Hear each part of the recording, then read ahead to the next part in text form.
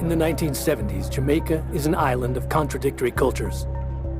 Amid the serenity of the Caribbean, the country is split into two political factions.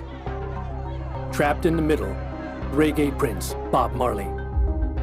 Is Marley's influence enough to tone down the turmoil, to change the landscape, or is it too dangerous to get involved? And ultimately, is his life threatened in an attack sponsored by America's spy organization?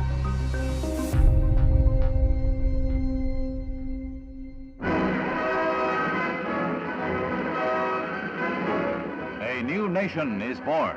The island of Jamaica, for 307 years a British possession, welcomes Princess Margaret and the Earl of Snowdon here to represent Queen Elizabeth at independence ceremony.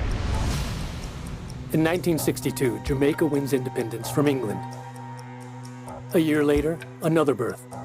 Bob Marley forms his quintessential island band, the Wailers. As the band grows in popularity, Jamaica's political situation turns even more perilous. By 1976, the nation's most popular figure is caught in the crosshairs. Bob Marley wasn't taking sides. His political views had more to do with the universal oppression of black people the world around. Marley had to be extraordinarily careful when it came to politics in Jamaica at that time. To be aligned with a politician could be suicidal. Marley must walk a tightrope between the angry parties. He's careful not to make any political statements as Jamaica rolls toward the most significant event in its short history, the election of a prime minister. Michael Manley was the leader of the left-wing party in Jamaica, and he was prime minister. But, at the end of the day, Manley was a democratic socialist. And his direct opposite and rival was Sega, who led the Jamaica Labor Party, who were on the right. Sega was favored by the United States, and there were a lot of people in Jamaica who referred to him as Eddie Ciega. But there was that suspicion that that was the conspiracy that was going to put Jamaica under the American thumb. Cuba, Jamaica, united we will win. The most horrible thing that Manley did in the eyes of the CIA was he went to Cuba to see how Castro had managed things.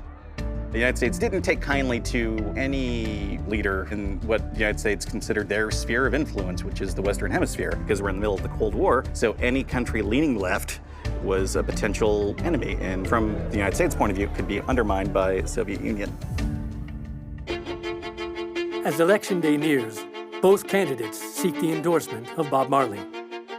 A few weeks before the big election that would determine who would rule Jamaica, there was a concert that Bob Marley was going to headline that was touted as being a symbol for believing in love and bringing people together. And Marley's idea was to bring both candidates onto the stage and have them shake hands, to show that, that it was an election for Jamaica.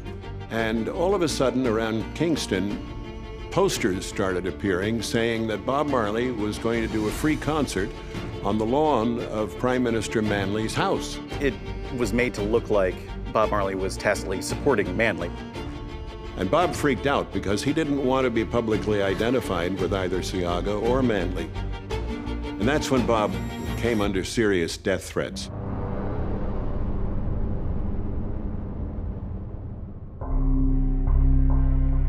Ultimately, both parties agree that the concert be held at a neutral site. But that decision is too late. The prevailing view remains that Marley favors Manley, making the singer public enemy number one to the conservative right, which includes the USA and the CIA. Now Bob is fully aware his life is in danger. So much so that he hires a security detail to guard his home 24/7. But on the evening of December 3rd, the guards are strangely absent.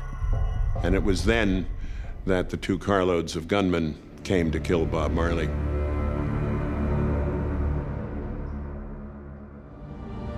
The gunmen ran through the compound, shooting everyone they could find. Rita Marley was in a car about to leave, and she got shot in the head. Marley was hit, and his crew was also hit, and nobody was quite sure if either would make it.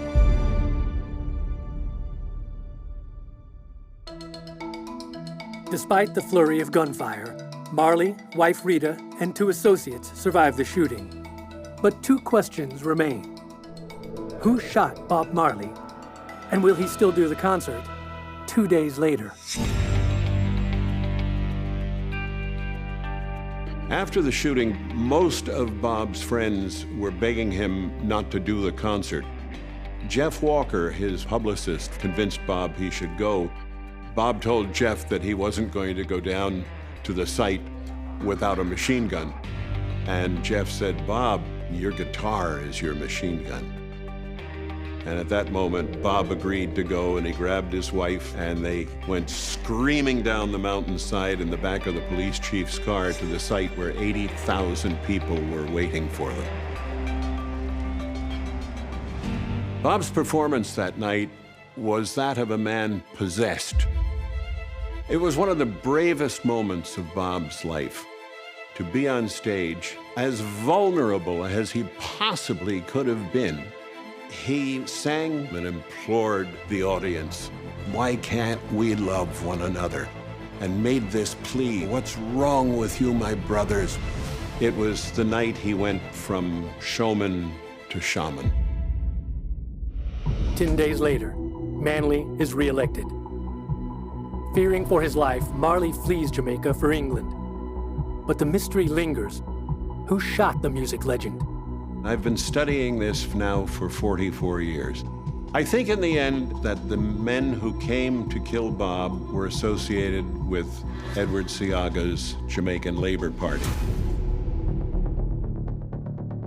Whether Seaga gave the direct order or not has never been conclusively proven.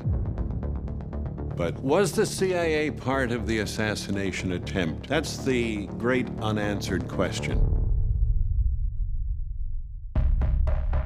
It's common knowledge the CIA has a lengthy file on Marley. But why? The CIA was worried that Bob Marley was some sort of nefarious, influence on Jamaican politics. They look at Bob Marley and think of him as a threat. There were so many rumors regarding sons of CIA operatives or directors being a part of assassination attempts after the shooting of his house. Some believe that poison perhaps caused Bob Marley's skin cancer that led to brain cancer, and it was a particularly aggressive kind of cancer. There is a story that someone gave Bob a poisoned boot that somehow gave Bob Marley melanoma cancer and eventually caused his death.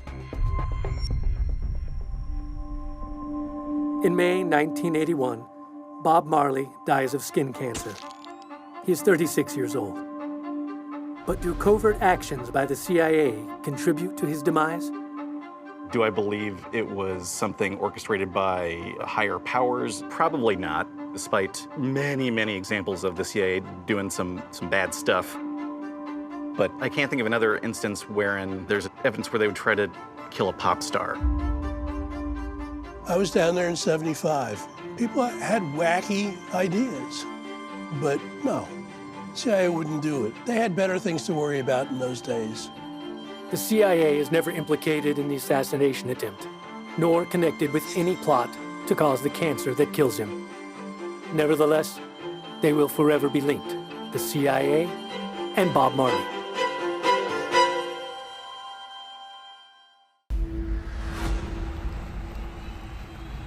On this season of Music's Greatest Mysteries, was Kiss a brand or a band? Did the CIA kill Bob Marley? And it was then that the 2 carloads of gunmen came to kill Bob Marley. What happened to Graham Parsons? Graham Parsons' death is the craziest situation you could ever imagine.